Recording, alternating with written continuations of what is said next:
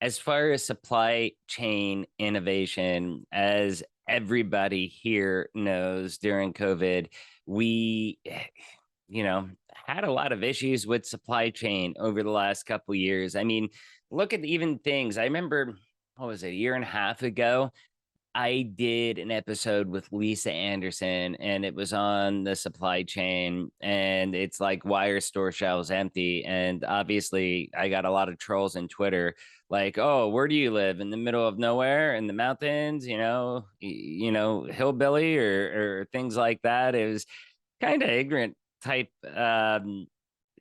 comments, and my response to them was, okay, tell me what store has an Xbox Series X or a PlayStation 5 in stock right now, and I will gladly drive there regardless of where it is and purchase it. And there were none, and people were trying to oversimplify that issue. And supply chain is something that is crucial to our economy, to our national security, to all of that stuff. In fact, I just heard a speech from Mickey, I forget her last name. She's Congresswoman from New Jersey. When I was at the Made in New Jersey State of the State Expo, State of the State address, I guess you can call it.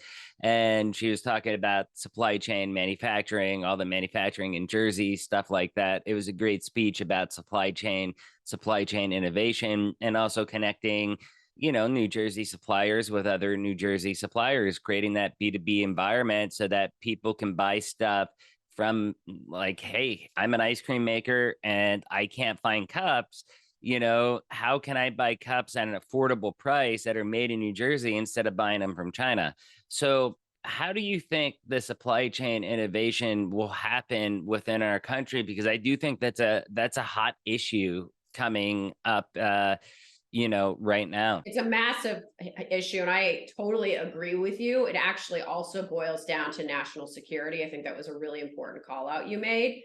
I think the best way to kind of talk about how folks are, rebuilding and retooling their supply chain is to kind of go back in time for a second together and really identify the first principles of what broke, right? Because once we do that, we can now talk about the future and what's getting fixed.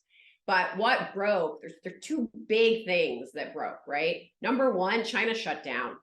Okay, so you literally had the source of supply go offline. They had a zero COVID policy until 2 months ago. Okay, so like that happened. So manufacturing shut down. Bye-bye supply. At the same time, as you and I both know, David, we were holed up in our homes. And so demand shot up. And there was obviously some panic buying that got in the mix of this too. But like those two key first principles are what drove a lot of the pain you and I lived, not just the next generation PlayStation, but literally, to your point, finding cups and paper towels and toilet paper and like some pretty basic stuff.